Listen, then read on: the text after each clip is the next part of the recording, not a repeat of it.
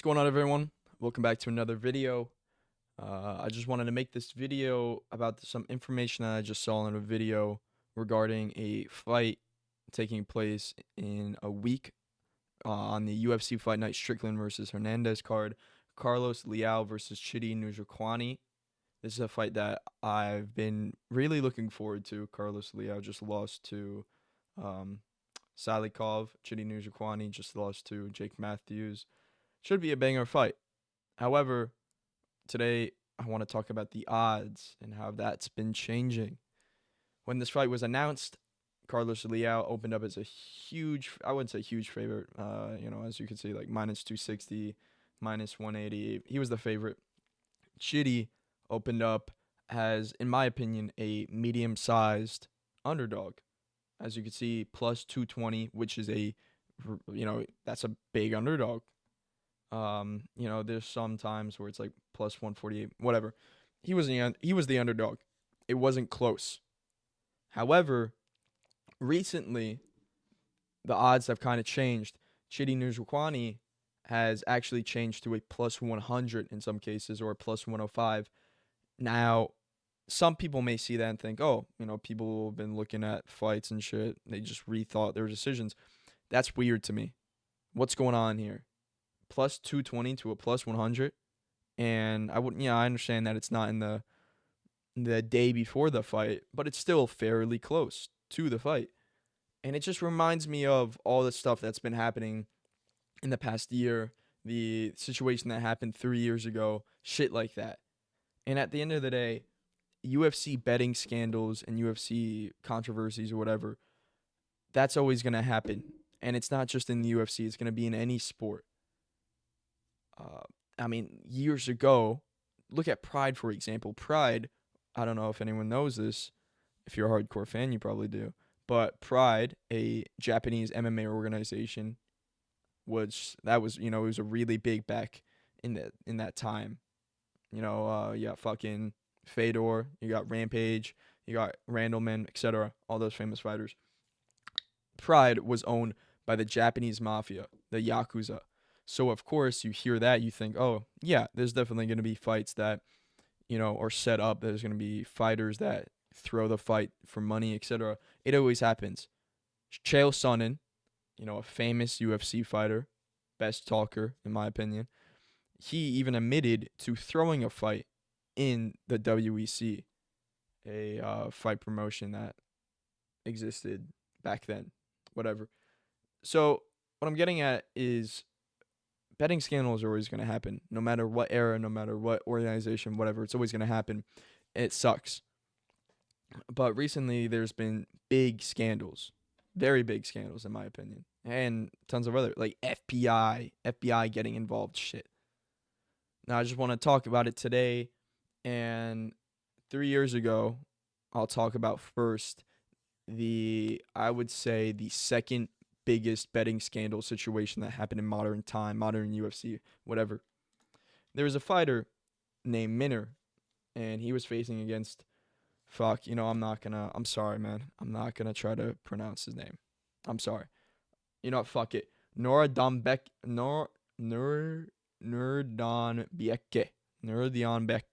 Whatever. Minner opened up when this fight was announced as a big favorite. Opened up as a really big favorite. And then a day or two before, and even on the fight day, odds changed significantly. Now, I'm going to play this clip, and it's going to happen right away. Right away it happens. Very obvious what happens. You'll see, you'll understand. And then I'll talk about it after, but... Middle for Shailen. Oh, he hurt himself. That was bad. He just keeps going. And they threw it again. He said, Minner's just trying to survive here. Big knee. Oh, and now Nuerdanbieke hammering away. Oh, that'll throw anybody off. Whatever, as you can see, he loses. TKO first round. The once favorite changes to maybe a small favorite or an underdog, and then he loses. But as you can see, the odds changed for a good reason. Middle for Shailen. Minner went into this fight with a well-fucking-known bad knee injury. And what happens right away? He throws a body kick, and what happens right away? And It's fucked up. He gets fucked up. Which is just fucking, what are you doing? And then, after he throws a body kick, and it's obviously hurt him, it obviously does. Look at this fucking, middle even for Shiley. everyone knows it. Everybody watching goes, oh shit, injury. What does he do? Oh, he hurt himself. What does he do? What does he do? Does he take a knee? You know, does he say, oh, timeout? Does he say, oh, ref, I'm done? Does he try to grapple? What does he do? That was bad. He throws it again! What the fuck? Now, I understand, you know, things like this happen all the time. Fight injuries are not, they're not common, they're not uncommon, whatever. They happen. Rafael Fiziev versus Gamrot, Curtis Blades versus Tom Aspinall. Famous injuries, shit like that. It happens. No matter what, there's going to be injuries in fights. Shit happens. But Minner went into this fight with a well-known bad knee injury. Right away, fucks it up. Ends it. What do you think happened? You know, a lot of people think, oh, shit, man, what happened? Betting scandal. Big betting scandal. His teammate, who is also a UFC fighter, his teammate confessed to, you know, partaking in the betting of this fight. And what happened with him? 3-year suspension. Hallelujah. He got fucking punished. Hallelujah. Thank the Lord. He deserved it. Fuck it. Give him a 5-year suspension. I don't care. It's fucking terrible. Why do we have to deal with this shit nowadays, man? And I know, like I said, it's always going to happen, but why do we have to deal with this shit? Why? I love this sport. Everybody loves this sport. You know, I love MMA. Nobody should have to deal with this shit. No fighter should have to go against an opponent and shit like this when it's not their fault, but the opponent's up to this fishy business. No one should have to do with this shit. My fault. Went on a bit of a rant. Anyways, crazy thing, like I said, his teammate, fellow UFC fighter, confesses to betting, partaking in the scandal, whatever, 3-year suspension. And then Minner's coach, friend, whatever, cornerman, James Krause, infamous James Krause, ex-UFC fighter turned coach, whatever, he got in trouble too. You know, it was proven that he partaked and had you know, a little finger in the chocolate bowl, whatever. He was involved with the scandal, gets in trouble. You know, coach. Now we're gonna get back to him. He's gonna come back up. Okay, he's gonna come back up. But yeah, this situation, this happened in 2023, was crazy. A lot of news, etc. Now let's get to, in my opinion, the #1 modern betting scandal. And this happened just this past year. I think it was in November. Isaac Dulgarian versus Yadier Del Valle. Whatever. Fuck it. This betting scandal. Now, as you can see, Isaac Dulgarian has his back taken. About to be submitted by a rear naked choke. It's not looking good for him. I'm just going to play a few seconds of it, and then we'll go over it. He's not attacking the hands. He is there. But it just doesn't understand why you ever let the hands go. Oh, now the forearm. Hold on, let me pause this real quick. What the fuck was that? What was that, Isaac? You have your back taken. You're dealing with a rear naked choke that is pressuring into your fucking throat. This guy, Yadir, whatever, he lets his hand go for a split second, you know, to readjust or whatever. Maybe he was thinking to throw a punch, but he lets it go. There is just one hand, you know, trying and attempting the rear naked choke. What does Isaac Dulgarian do? He doesn't fucking do anything. Oh, now the forearm crank. He doesn't do anything. That was a good fucking 3-second, 5-second, whatever, with just one arm underneath his chin, no support from the other one. He doesn't do anything. And maybe I'm reaching with this, and you know, listen, I'm not a UFC fighter. These guys are fucking quick, whatever. Maybe I'm reaching, but that's just weird. Let's continue. Across the neck. Now he switches his grip again. You can hear the breathing. Oh, don't all over. It's gonna be over. This is done. It's over. I'll tell you what, Dulgarian is not surviving. Pure heart. No, I mean, he just keeps adjusting this thing. Tap. He's going to tap. Oh, he might have a tap. He taps out. Now, pay close attention to what his cornerman just said, if you didn't hear it already. Now he's not surviving. Pure heart. No, I mean, he just keeps adjusting this thing. Isaac tap out. And then you have his other cornerman saying, pull, Isaac, pull his arm, whatever, do whatever it has to take, you know? And then you have his other cornerman going, oh, dude, you got to tap out. You got to tap out. And once again, maybe I'm reaching. Maybe his cornerman coach, friend, whatever, teammate did not want to see his friend, whatever, go unconscious, which makes total sense to me. I wouldn't want to see my fighter, my friend, whatever. I wouldn't want to see them go sleep, go night time right in front of me. So maybe that is a reach. But then again, why are you telling him to tap out? Why? He's in there. He understands. But why? That's just weird. But at the end of the day, this whole entire fucking shit is weird. This entire fight is weird. And it got flagged because Isaac Dulgarian, which is, you ready? I don't know if you don't know this situation, this is going to come to as a surprise because of the performance he gave. Isaac Dulgarian opened up as a massive favorite. Maybe not massive, but he was a big favorite. And now, look what happened. Look what happened. This motherfucker round 1 submission loss. A few days before the fight happened, before the fight took place, odds significantly change. Randomly. And UFC, they have their own shit. They have their like software or company that looks at the betting odds. And they picked up on this. Dana White, after this fight took place, talked to the FBI. And it's crazy. Dulgarian, to this day, we don't really know what happened. Dulgarian refused any betting scandal, whatever, blah, blah, blah. But, wow, it's crazy. This is... And the news about this, the fucking MMA world lit up after this took place. And it's just crazy. And you ready? Let's get back to our famous ex-fighter turned coach, James Krause. Let's get back to him. Let's bring him up. Yep, here we go.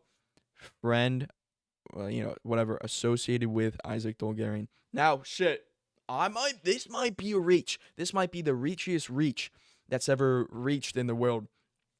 But isn't it a bit weird that James Krause was affiliated with one betting scandal and then he's friends associated with whatever coached another fighter who is also in another betting scandal? Isn't that weird?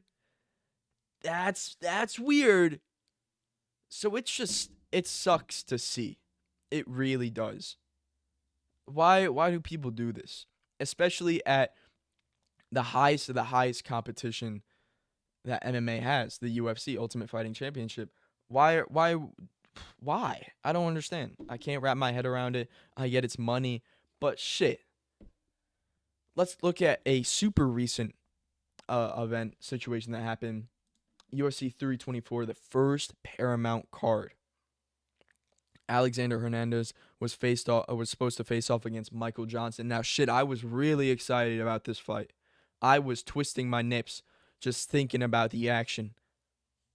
Alex Hernandez opens up as a big favorite. In my opinion, you ready?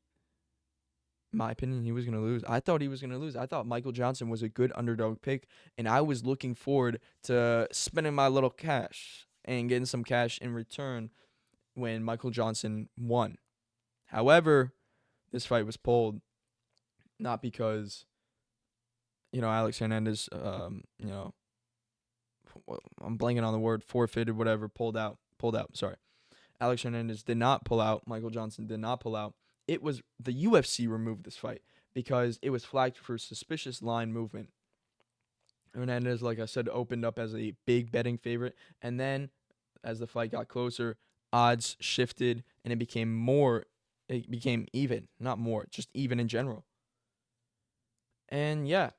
Hernandez, after the whole event situation happened, after he didn't fight, he said As you could see, I would never dishonor myself or the sport by not giving my absolute all in competition. Yeah, he said that he didn't have anything to do with a betting scandal, et cetera, et cetera. But I believe him.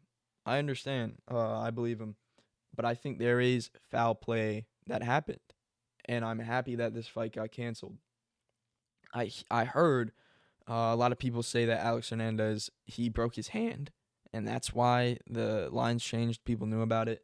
But then I hear shit that's debunking that. Like a UFC fighter that maybe Alex Hernandez's teammate, he debunked the whole broken hand theory, whatever. But we don't know anything. We don't know. Just like the Isaac Dulgarian, we don't know for sure 100% what happened. And it's disappointing. It sucks that we have to deal with this stuff.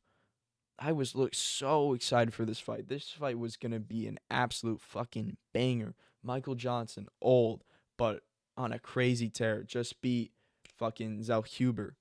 Alex Hernandez on I think it's a 4-fight winning streak now. Just fucking beat, not Bruno Ferreira. Fuck, what's his name? Listen, I'm a hardcore fan. I can't believe I'm blanking on his name. No, I think it was. Nah, Bruno Ferreira is the middleweight. Whatever. The other Ferreira, maybe. Just beat Chase Hooper. He's been looking really good. This was going to be a banger of a fight, and it gets canceled. Yeah, it sucks. It sucks that we, the viewer, have to deal with this stuff and fights getting canceled. I don't personally gamble. I don't do sport betting, but I would be incredibly mad if I bet a lot of money on a huge favorite and then he gets an injury. Not a lot of people, he doesn't pull out. People know the line shifted, etc. I would be incredibly pissed off. And I bet there was a lot of people who was pissed off. But then again, I bet there was a lot of people who got money. They benefited from this scandal, which, yeah, it sucks. And I understand that Dana White is trying to do everything in his power to change this, to, not let this happen. I mean, look, he canceled the fight. Nobody wants to cancel fights unless, there's a bad injury that the fighter wants to pull out, etc. But he's trying his best. UFC's trying his best. But still sucks. Still sucks that this is a thing. But at the end of the day, it's always going to be a thing. So it is what it is. Yeah, today I just want to talk about this. Hopefully the Carlos Leal versus Chidi Njokuani fight happens. There's no foul play involved, whatever. Hopefully it's just a fight. I'm excited for it still. But yeah, thank you guys for watching. Greatly appreciate it. If you like it, stay tuned for the next video. I'm going to be uploading. I don't think I've announced this, but I plan to upload every Tuesday, Thursday, and Sunday. This Thursday, I'll be uploading my predictions for the UFC Fight Night Strickland versus Hernandez. And then the Sunday, the day after the fight night, I'll be releasing a quick recap like I did for Mario Batista versus Vinicius Oliveira. Anyways, thank you guys for watching. See you in the next one.